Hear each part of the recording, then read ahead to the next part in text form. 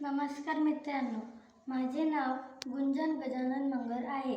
मी इयत्ता 6व्या वर्गात शिकते. माझ्या शाळेचे नाव जिल्हा परिषद उच्च प्राथमिक शाळा ठोंबरा आहे, तालुका उमरेड, जिल्हा नागपूर. मी तुमच्या समोर एक प्रयोग सादर करणार आहे. त्या प्रयोगाचे नाव प्रकाशाचे संक्रमण हे आहे. त्यासाठी आपल्याला साहित्य लागणार आहे. त्यासाठी मी 3 खडे घेतलेले आहे.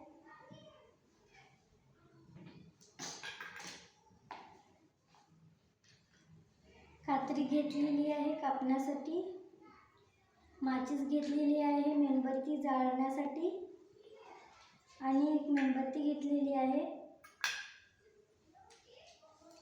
खड्यांना असे गोल करण्यासाठी मी कटर घेतलेला आहे.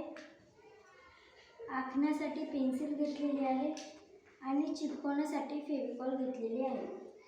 खर्डे व्यवस्थित उभे राहिले पाहिजे म्हणून खालून एक खर्डा चिपकवलेला आहे. आता आपण हे 3ही खड्डे एका रेषेत लावूया.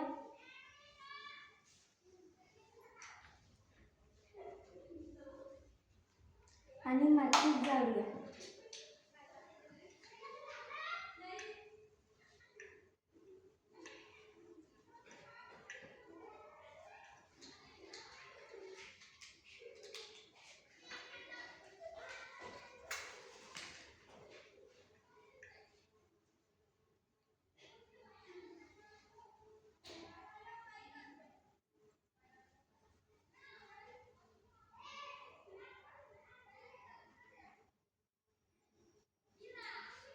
आता आपण ह्या 3ही खड्ड्यातून जे छिद्र आहे याच्यातून आपण एक डोळा बंद करून बघायचे आहे की प्रकाश सरळ दिसते की नाही.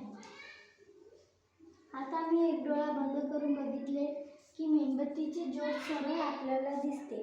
आणि जर हा मधला पुट्टा जर थोडा बाजूला करून पुन्हा बघितले तर मेणबत्तीची ज्योत दिसत नाही. यावरून असे लक्षात येते की प्रकाश हा सरळ रेषेतूनच जात असतो, तो तिरपा जात नाही. इथे आकृती दिलेली आहे. इथे 3 खर्डे दिलेले आहेत आणि इथे छिद्रे दिलेली आहे. इथे मेणबत्ती दिलेली आहे. इथून आपण बघायचे आहे की मेणबत्तीची ज्योत सरळ दिसते की नाही.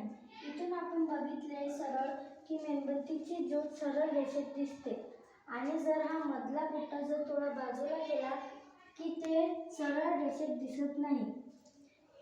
जसे कौलारू घरांवर सकाळी उठल्यावर सूर्य दिसतो तर सूर्यकिरणे घरात येतात, ते देखील सरळ रेषेत असतात. सकाळी आपण सूर्याकडे बघितले तर सूर्याची किरणे देखील सरळ रेषेतच येतात.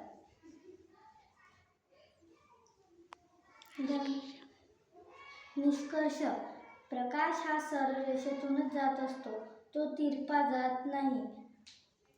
धन्यवाद.